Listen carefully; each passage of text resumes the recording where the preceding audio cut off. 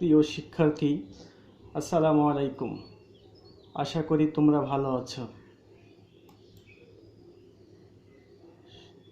সবাইকে ওয়েলকাম। আমি এস.এম. নাজমুল হাসান বলছিলাম। আমি তোমাদের আজকে সাবজেক্ট বেসিক অ্যাকাউন্টিংয়ের বিষয় নিয়ে আলোচনা করতে যাচ্ছি। Subject name basic accounting, chapter name inventories, topics name periodic systems for LIFO method. Definition of inventories. What do you mean by inventories? অর্থাৎ ইনভেন্টরিজ বলতে আমরা কি বুঝি সেটা একটা সংজ্ঞা দেখব। Inventories are assets held for sale in the ordinary course of business. Inventories হচ্ছে একটা সম্পদ যাহা সংরক্ষণ করে রাখা হয় বিক্রির উদ্দেশ্যে। সেটা ব্যবসায়ের যে স্বাভাবিক কার্যক্রম থাকে সেটা সম্পাদন করার জন্য আমরা যে সম্পদ সংরক্ষণ করে থাকি বা যে ইনভেন্টরি সংরক্ষণ করে থাকি, যে সম্পদ সংরক্ষণ করে থাকি সেটা হচ্ছে inventories. Inventories under this types consist of raw material, work in process and finished products or goods in manufacturing concerned. অর্থাৎ ইনভেন্টরিজ বিভিন্ন রকম হতে পারে। একটা ম্যানুফ্যাকচারিং প্রতিষ্ঠানের ক্ষেত্রে, একটি উৎপাদনশীল প্রতিষ্ঠানের ক্ষেত্রে র মেটেরিয়াল অবস্থা থাকতে পারে, ওয়ার্ক ইন প্রসেস মানে মেশিনের মধ্যে থাকতে পারে, আরেকটি হচ্ছে ফিনিশ প্রোডাক্ট যেটা আমরা বাজারে বিক্রির উদ্দেশ্যে তৈরি করা হয় সেরকম পণ্য হতে পারে। নেক্সট আমরা যাব inventory systems. A company may use either or both of the following inventory systems. একটি কোম্পানি ইনভেন্টরি সিস্টেম দুইটি পদ্ধতিতে ইনভেন্টরি সিস্টেম আছে বা সংরক্ষণ করতে ব্যবহার করতে পারে দুইটি সিস্টেমে। একটি হচ্ছে পিরিয়ডিক সিস্টেম, আরেকটি হচ্ছে পারপিচুয়াল সিস্টেম। এখন আমরা জানব what is periodic system. Periodic system বলা হচ্ছে detailed records are not maintained, অর্থাৎ এখানে বিস্তারিত বর্ণনা দেওয়া হয় না। Cost of goods sold is calculated only at the end of the accounting period, অর্থাৎ কস্ট অফ গুডস সোল্ডটা এখানে নির্ণয় করা হয়ে থাকে একটা অ্যাকাউন্টিং বছরের পরে শেষে, যেটা আমাদের দেশে এক বছরের পরে এটা কস্ট অফ গুডস সোল্ড নির্ণয় করা হয়ে থাকে পিরিয়ডিক সিস্টেমে। ইট হ্যাজ 3 মেথডস, এটা 3টা মেথড আছে। Number 1 FIFO, first in first out, অর্থাৎ বাংলায় হচ্ছে আগের মাল আগে যাওয়া পদ্ধতি। নাম্বার 2 লিপো হচ্ছে last in first out method, অর্থাৎ শেষের মাল আগে যাওয়া পদ্ধতি।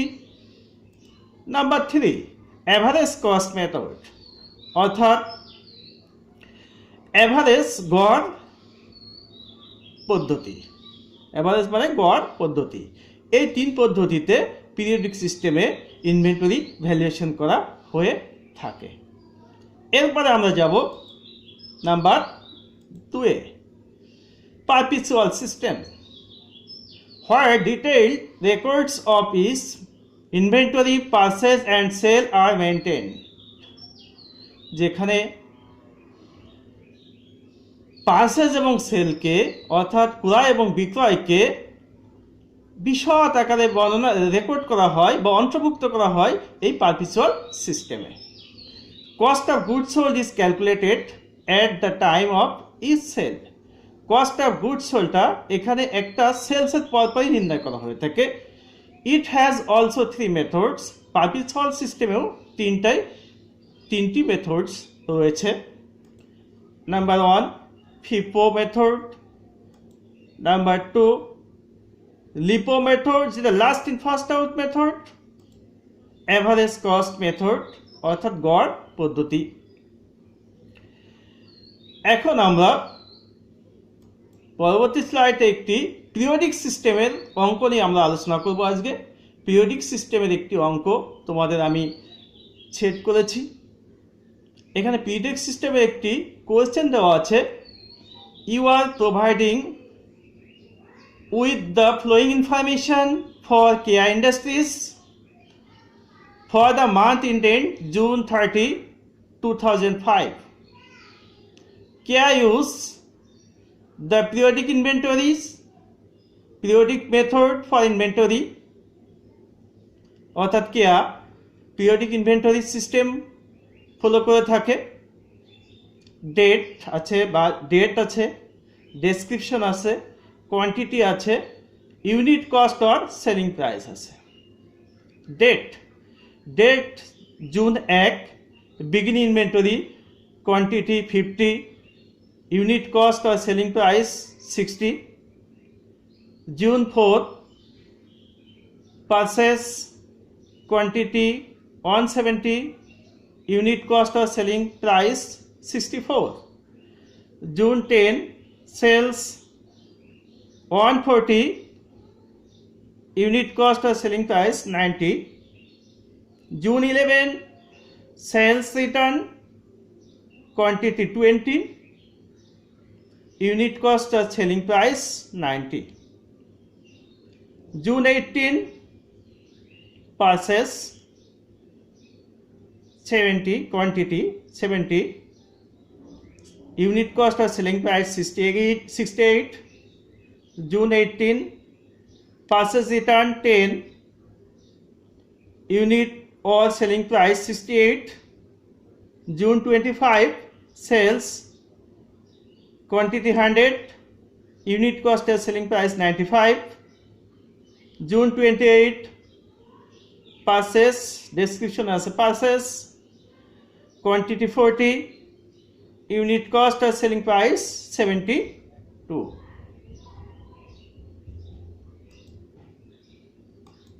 Next, required, আমাদের রিকোয়ার্ড রয়েছে, রিকোয়ারমেন্টস অর্থাৎ রিকোয়ার্ড। ক্যালকুলেট, এর মধ্যে দেওয়া আছে calculate. Number 1 ending inventory, number 2 cost of goods sold, number 3 gross profit, number 3 gross profit rate under lipo method. অর্থাৎ পিরিয়ডিক সিস্টেম ফলো করে তোমাকে এন্ডিং ইনভেন্টরি বের করতে হবে, কস্ট অফ গুডস সোল্ড নির্ণয় করতে হবে, গ্রোস প্রফিট নির্ণয় করতে হবে, গ্রোস প্রফিট রেট নির্ণয় করতে হবে, এবং সেটা মেথড হবে লিপো মেথড। এটি আমাদের কোশ্চেন। এবার কোশ্চেনের পরে আমরা সলিউশন করব। সলিউশনের পরে আছে হেল্পিং শিট। হেল্পিং শিট মানে এটা পরবর্তী স্লাইডটা করার জন্য, সহজ করার জন্য যে শিটটা আমি আগেই দিয়েছি এখানে, সেটাকে বলা হয় হেল্পিং শিট। এই হেল্পিং শিটের কোশ্চেনই দেওয়া আছে। আমরা হেল্পিং শিটের পরে যাই, সলিউশনের দিকে যাব। সলিউশনে আছে solution required a, Keya industries periodic system workings. Calculation, number 1 calculation of cost of goods available for sales.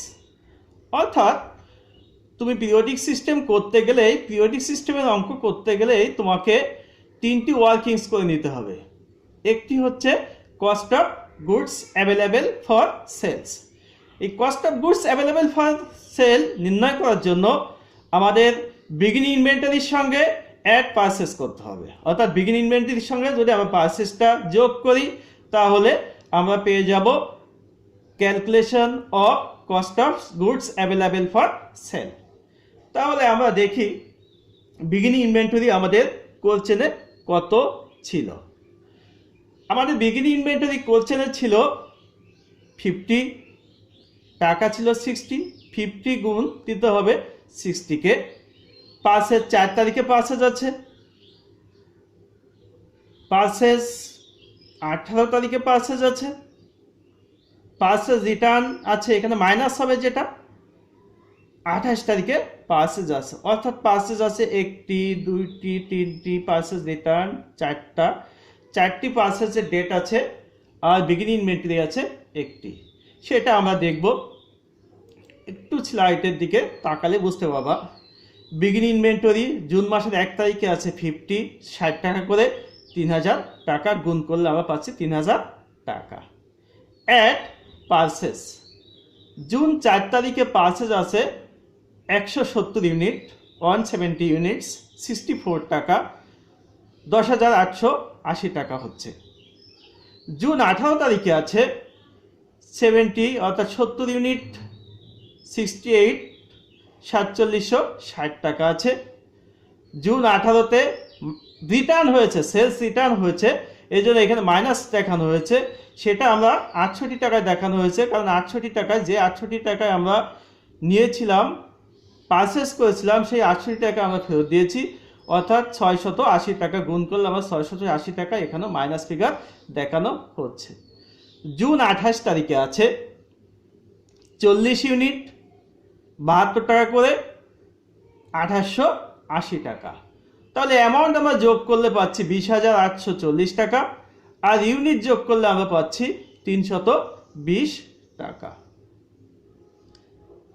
এটা হচ্ছে আমাদের calculation of cost of goods available for sales হচ্ছে 20,840 টাকা। এরপরের স্লাইডে আমরা যাব। এখানে একটা হেল্পিং শিট আছে, আমরা ক্যালকুলেশনের দিকে যাই। 2 নম্বরে আছে calculation of net sales. Calculation of net sales করার জন্য ডেট, ইউনিট, রেট, অ্যামাউন্ট, এটা আমরা করেছি। এখন দেখতে হবে আমার সেলস কোথায় কোথায় আছে। এটা যদি আমরা হেল্পিং শিটে যাই তাহলে বুঝতে পারবো। সেলস আছে আমাদের প্রথমে 10 তারিখে সেলস আছে 140 ইউনিট, 90 টাকা করে। 11 তারিখে সেলস রিটার্ন আছে 20 ইউনিট, 90 টাকা করে। 25 তারিখে আছে সেলস 100 ইউনিট, 95 টাকা আছে এখানে করে আছে। এই সেলসগুলো আমরা সেখানে বসিয়ে দিব।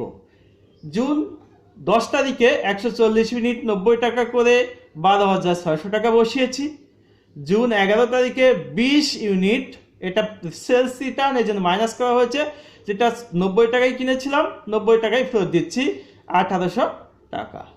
জুন 25-এ আছে 100 ইউনিট, 90 টাকা করে, 9,500, অ্যামাউন্ট হচ্ছে 9,500, যোগ করলে আমার 20,300 টাকা হচ্ছে আমার নেট সেলস।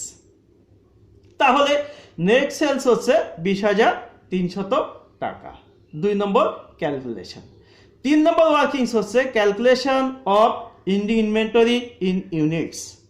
এখানে ইন ইউনিটস করার জন্য সমান সমান দেওয়া আছে, ইকুয়াল 320 মাইনাস 220 সমান সমান 100 ইউনিটস হচ্ছে ইন্ডিং ইনভেন্টরি ইন ইউনিটস হচ্ছে 100। এটা এই যে 220 আমরা যেটা করেছি অর্থাৎ বিক্রি করেছি, এই যে বিক্রি করেছি, সেলস করেছিলাম, এই 220টা এখানে বসিয়ে দিয়েছি। আর 320 হচ্ছে cost of goods available for সেলের যে ইউনিটটা ছিল, সেটা আমার 320 ছিল, সেখানে এটা বসানো হয়েছে। অর্থাৎ 320 থেকে যদি 220 আমরা মাইনাস করি, 100 ইউনিটস হচ্ছে আমাদের নেট সেলস।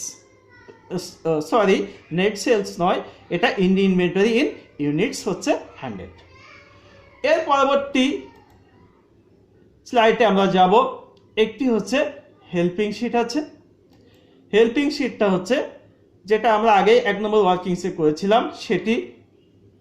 এখন আমরা ইন্ডিং ইনভেন্টরি কস্টটা নির্ণয় করব। লিপো মেথডে ইন্ডিং ইনভেন্টরি কস্টটা কিভাবে নির্ণয় করা যায় সেটা দেখব। একটি কথা বলি যে ইন্ডিং ইনভেন্টরি হচ্ছে লিপো মেথড। লিপো মেথডে হচ্ছে তোমার পিছনের মালগুলো চলে যায়। আগের স্লাইডটা যায়, আমরা আগের স্লাইডটা গেলে একটু বুঝতে পারবো। এখানে মাল আছে তোমার এইগুলো, অর্থাৎ 50 ইউনিট, 170 ইউনিট, 70 ইউনিট, এটা তো রিটার্ন হয়ে গেছে, 40 ইউনিট, মোট 320 ইউনিট মাল রয়েছে। অর্থাৎ তোমার কাছে মাল আছে অ্যাভেলেবেল এইগুলা, এবং রেট আছে এইগুলো।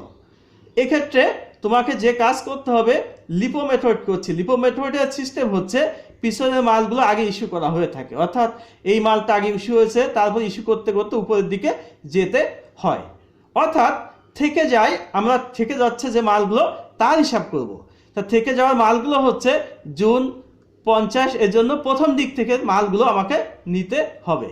জুন 1 তারিখে 50 ইউনিট মাল আছে, 60 টাকা করে, 3000 টাকা আমরা নিচ্ছি।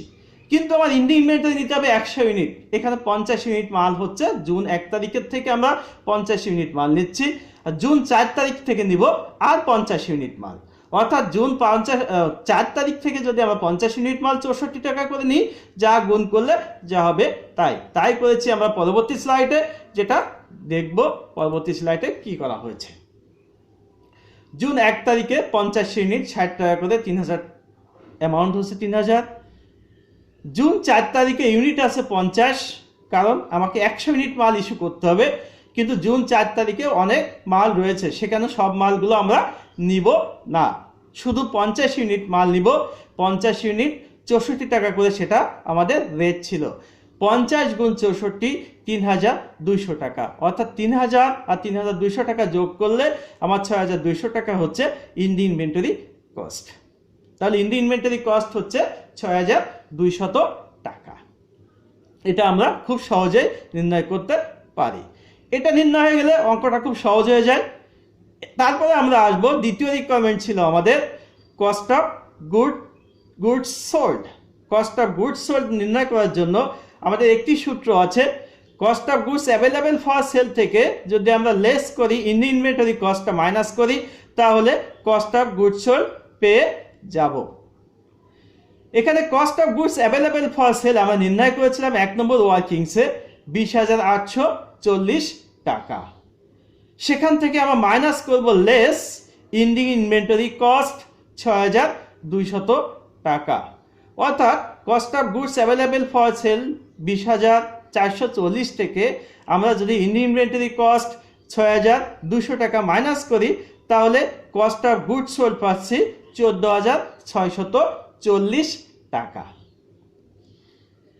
তাহলে 1 নম্বর আমরা নির্ণয় করলাম ইন্ডিয়ান ইনভেন্টরি কস্ট, 2 নম্বরে কস্ট অফ গুডস সোল্ড নির্ণয় করা হলো। এরপর আমরা যাব হচ্ছে নাম্বার 3-তে আছে গ্রোস প্রফিট। গ্রোস প্রফিট নির্ণয় করার জন্য একটি সূত্র আছে, নেট সেলস থেকে যদি আমরা cost of goods sold minus করি, তাহলে আমরা গ্রোস প্রফিট পেয়ে যাব। নেট সেল আমরা ওয়ার্কিংস 2-তে নির্ণয় করেছি, 20,300 টাকা ছিল আমাদের নেট সেলস।